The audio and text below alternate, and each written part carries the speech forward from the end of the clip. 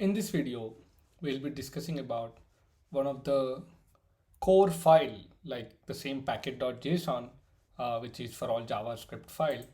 Here for TypeScript projects, we have a tsconfig.json file, which is really important and it controls how the compilation phase should work and the big picture of it. So it takes lot of configuration values, and trust me, you cannot keep up with all the configurations, but at least you need to understand few of the configurations, what tsconfig.json is required with, right? So let's go through each of the thing, each of the configurations which are needed and which are at least to get started with the TypeScript are required, right?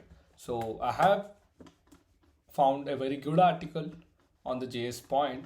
So let me walk you through this, and it should be of really good help to you in getting started with that tsconfig.json, right? So let me zoom in. Uh, I cannot zoom, is it? Yeah. So basically tsconfig.json would look something like this, right? So first you provide the files and then you have a bunch of compiler options, right? So the files, basically it means that in your TypeScript project, what all files are you including to be compiled or watched or anything.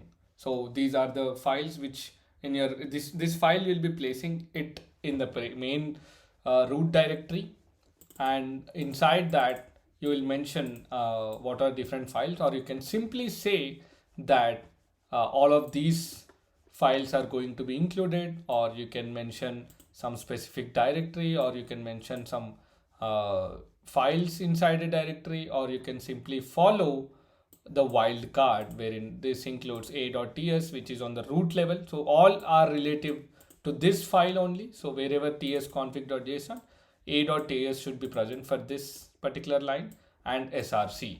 So inside that as well you can do this.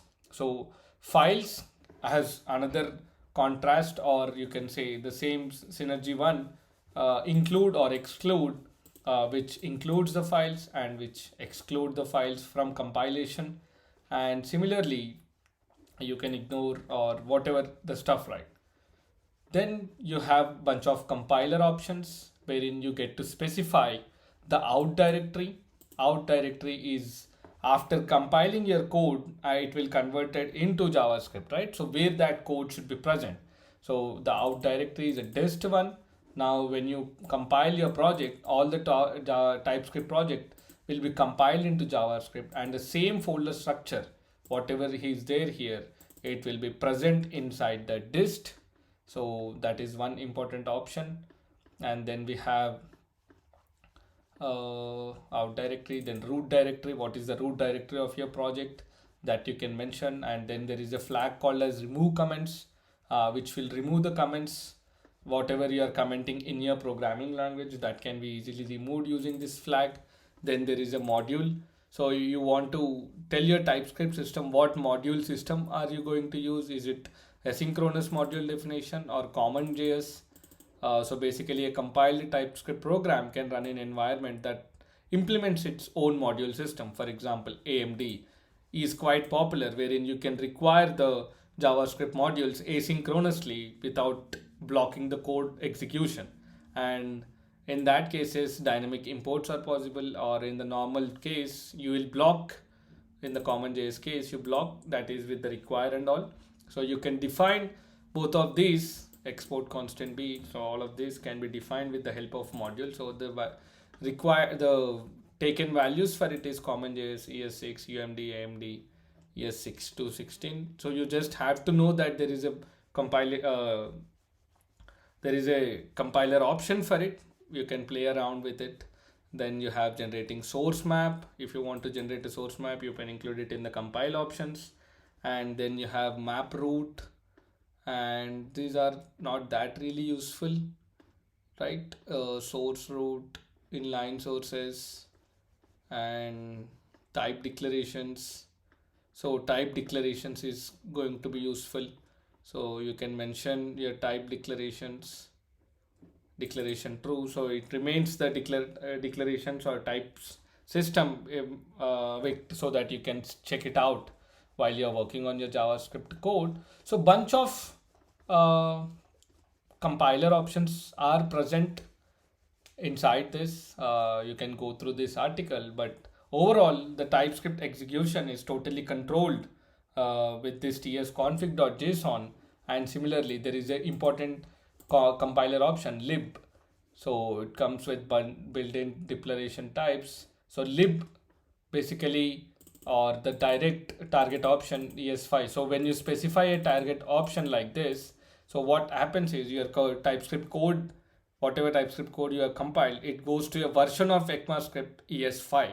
So that option also you have. So using tsconfig.json, you can control what are you compiling to. Finally where you want to compile to. Is it ES5, ES6, ES 2017, or whatever it is. So that type of granular control is also present, and all that is possible with the help of tsconfig.json, right?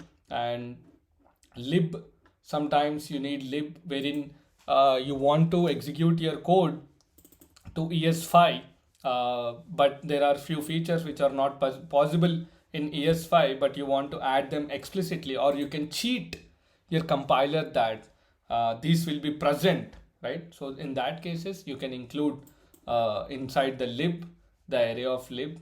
So see, ES5, ES 2015, ES 2000 promise. So here I'm saying that these will be explicitly present, or you can just ignore that while the code is finally being run on the JavaScript environment. You can simply assume that all of these features are going to be possible. So lib is that one, right? And then we have a bunch of other types, type roots, types, JavaScript compilation, all of this, right? So tsconfig.json is a very useful file, and it goes in advanced section again. So how well you can control your TypeScript compilation is all dependent on tsconfig.json, right? So that's all about tsconfig.json. I'll attach this article as reference. It's a very good article and very lengthy article, right? Yeah.